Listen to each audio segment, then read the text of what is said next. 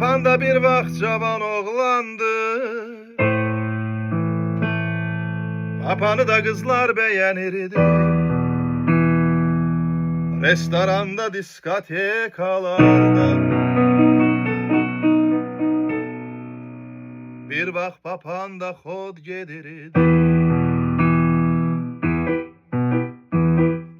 Çox da güvənmə qara saçlarına, təbiətin hədiyyəsidir bu.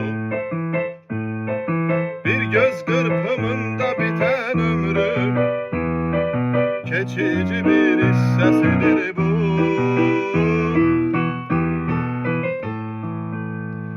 Bir göz qırpımında bitən ömrüm, keçici bir hissəsidir bu.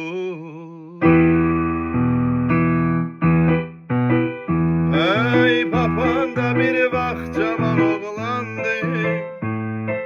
Papanı da kızlar beğenirdi.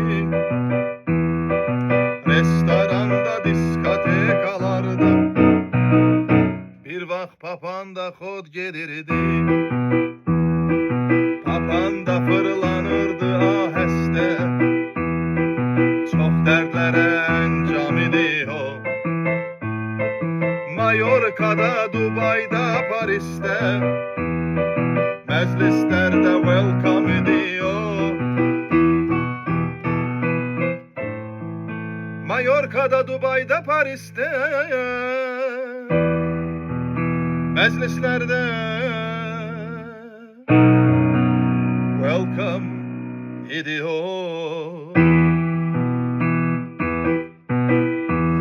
Ey papan da bir vaxt cavan oğlandı. Papanı da kızlar beğenirdi. Restoranda, diskotekalarda. Bir vaxt papan da xod gedirdi. Bu cürdür təbiyyətin intizamı. Ötən günə qayıtmaq olmur. Arzusunda bunun olsa da hamı,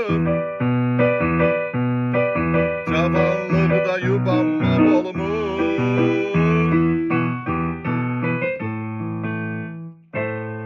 Arzusunda bunun olsa da hamı, cavanlıqda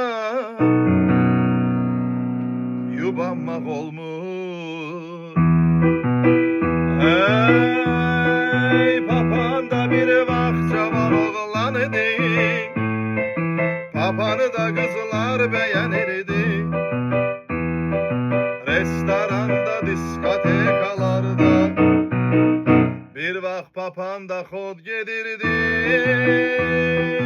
Papan da bir vaxt cavan oğlan idi.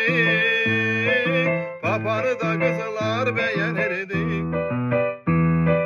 Restoranda, diskotekalarda. Bir vaxt papan da xod gedirdi.